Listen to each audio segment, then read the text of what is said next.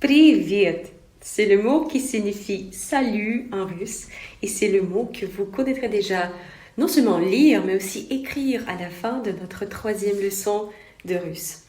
Et aussi, à la fin de cette leçon, vous connaîtrez déjà plus de la moitié de lettres cyrilliques.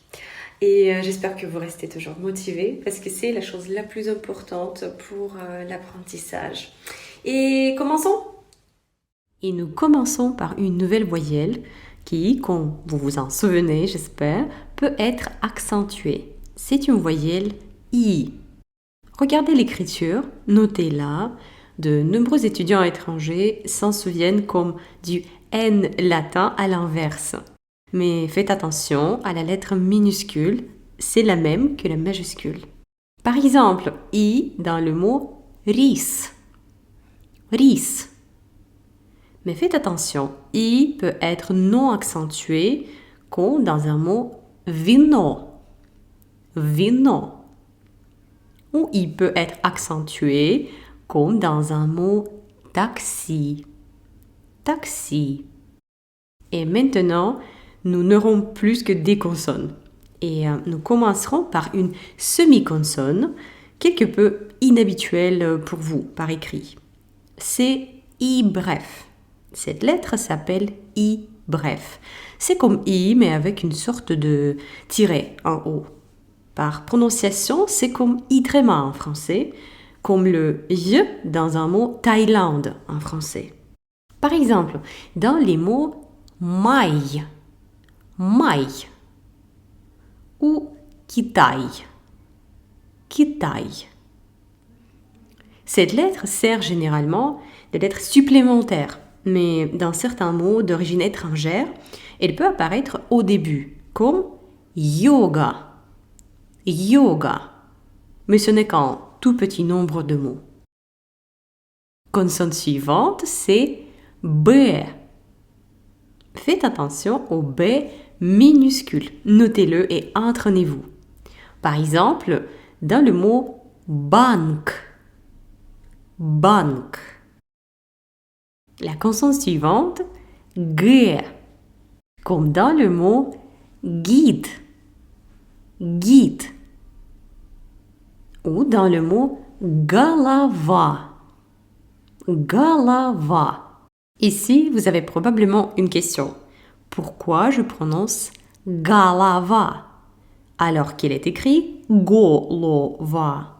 C'est juste une mystérieuse langue russe. Il y a deux voyelles, O et Y, qui changent de son selon qu'il s'agit d'une voyelle accentuée ou non accentuée. Nous verrons certainement les règles de lecture plus détaillées dans les prochaines leçons, mais pour l'instant, notez ça.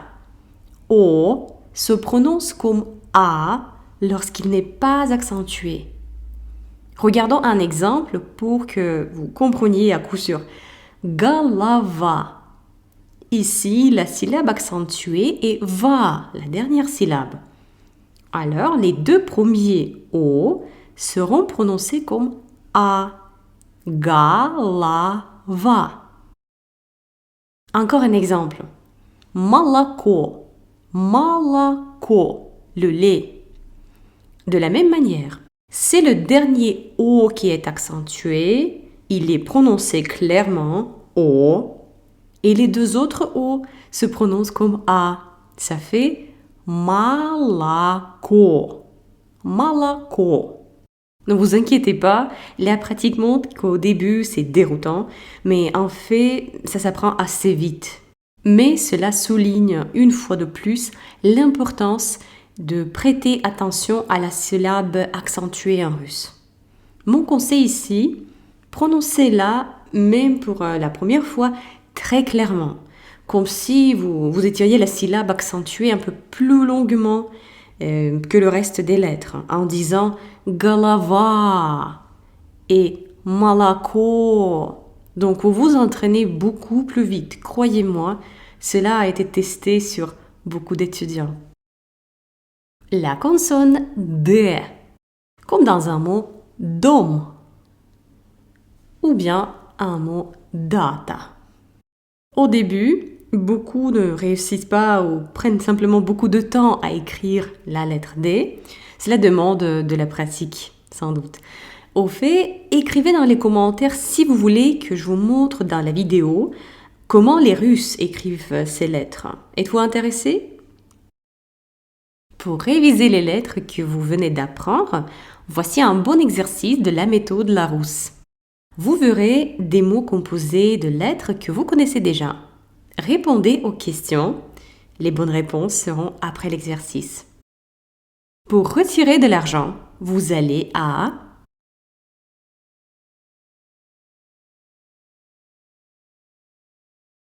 la boisson alcoolisée typiquement russe.